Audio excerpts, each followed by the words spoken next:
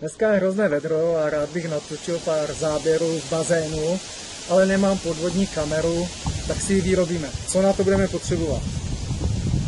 Mobil, třeba Samsung, není voděodolný, nějakou sklenici, nejlépe s gumovou závkou, tak aby nám tam nepotekla voda, když se to zavře.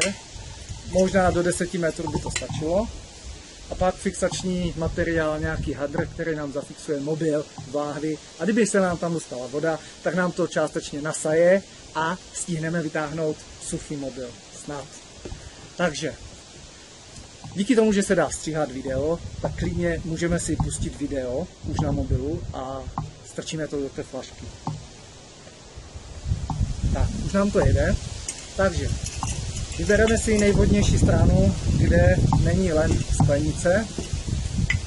Máme vodorovné natáčení. Šoupneme to tam. Zafixujeme to fixačním materiálem. Video se stále natáčí, to však nevadí, to se všecko vystříhá. Přiměřeně, tak ať nám to nepraskne. Zkontrolujeme gumičku.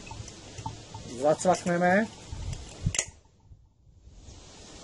A podvodní kamera hotová a jdeme na točení. Takže teď jsme to vytáhli a podíváme se, co jsme natočili. Takže jestli mě slyšíte, tak to byla zkouška podvodní kamery z láhve a z mobilu. Čau.